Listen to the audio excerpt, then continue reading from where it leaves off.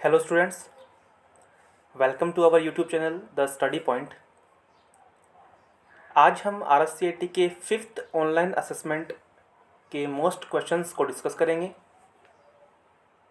इससे पहले 4 असेसमेंट के क्वेश्चंस मैंने अपलोड कर दिए हैं।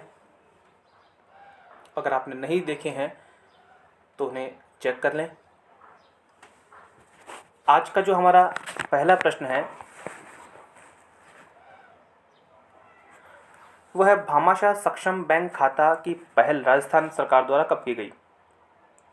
तो इसका जो करेक्ट आंसर होगा वह है वर्ष 2008 में।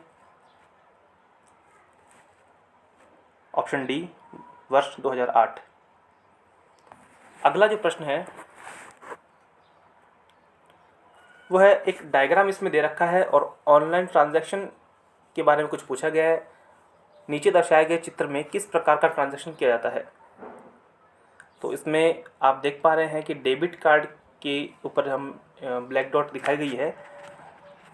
तो इसका जो आंसर होगा वो होगा डेबिट कार्ड से इसमें पेमेंट किया जा रहा है, ऑप्शन सी।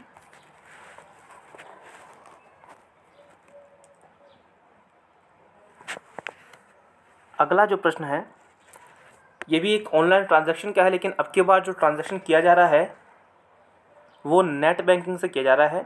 इसमें आप अगर गौर से देख सकते हैं तो इसमें नेट बैंकिंग के पास में ब्लैक डॉट किया गया है। तो इसमें जो है ऑप्शन सी, नेट बैंकिंग, इसका आंसर हो जाएगा।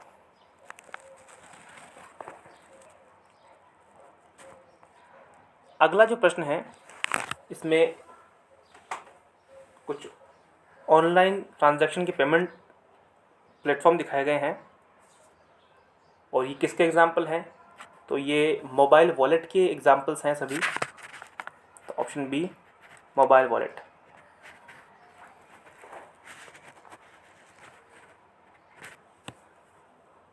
नेक्स्ट क्वेश्चन है, ऑनलाइन या डिजिटल भुगतान के माध्यम क्या क्या हो सकते हैं? तो डेबिट कार्ड, क्रेडिट कार्ड या नेट बैंकिंग, तीनों से आप ऑनलाइन ट्रांजैक्शन कर सकते हैं। तो इसका आंसर डी हो जाएगा, ऑल ऑफ अबव, यानी कि दिए गए सभी। Option D correct answer.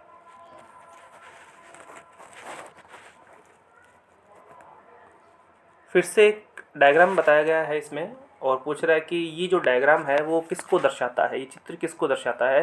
तो ये जो चित्र है वो भामाशाह योजना के बारे में जानकारी हमें दे रहा है ना। तो इसका जो करेक्ट आंसर होगा वो होगा सी, भामाशाह योजना। अगला जो प्रश्न है इसमें एक मशीन हमें बताई गई है और इस मशीन का क्या नाम है? ये जो है इसे पोस मशीन बोलते हैं, यानी कि point of sale machine, POS machine इसे बोलते हैं। Option B, point of sale machine.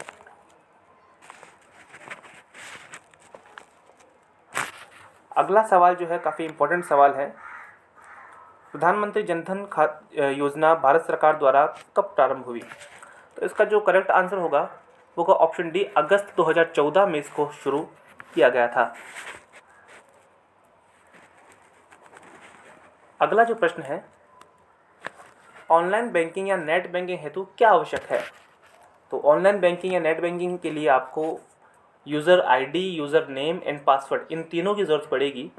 तो इसका जो करेक्ट आंसर होगा वो होगा सी, उपयोगकर्ता आईडी यानी कि user ID, user name and password.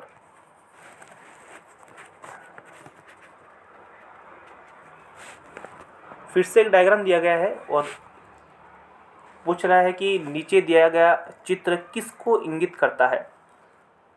तो ये हम सभी जानते हैं एक प्रकार का क्यूआर कोड है ये। ऑप्शन डी, ये क्यूआर कोड है। अगला जो प्रश्न है वह भारत में आर्थिक रूप से कमज़ोर वर्ग तक वित्तीय सेवाएं किफ़ायती तरीकों से पहुँचे योजना का क्या नाम है? तो ये वित्तीय सेवाएं पहुंचाने के लिए भारत सरकार द्वारा जनधन योजना की शुरुआत करी गई थी। ऑप्शन डी, जनधन योजना।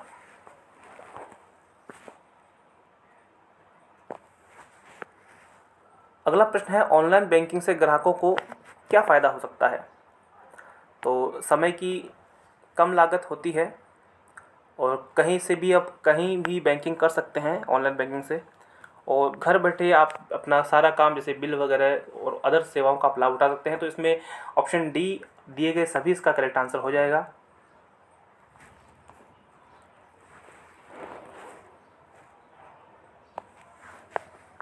अगला प्रश्न है, निम्नलिखित में से कौन से लाभ PMJDY से जुड़े हैं? PMJDY मतलब प्रधानमंत्री जन धन योजना।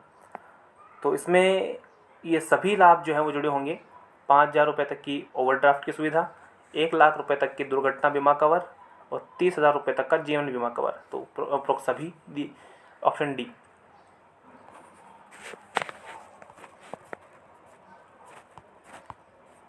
अगला जो प्रश्न है, निम्न में से कौन सा मोबाइल वॉलेट का उदाहरण नहीं है? तो पेटीएम, SBI, बडी और भीम ये सभी मोबाइल वॉलेट का उदाहरण है, जबकि क्रेडिट कार्ड मोबाइल वॉलेट का उदाहरण नहीं है। तो इसमें ऑप्शन डी क्रेडिट कार्ड जो हो जाएगा वो है मोबाइल वॉलेट का उदाहरण नहीं है।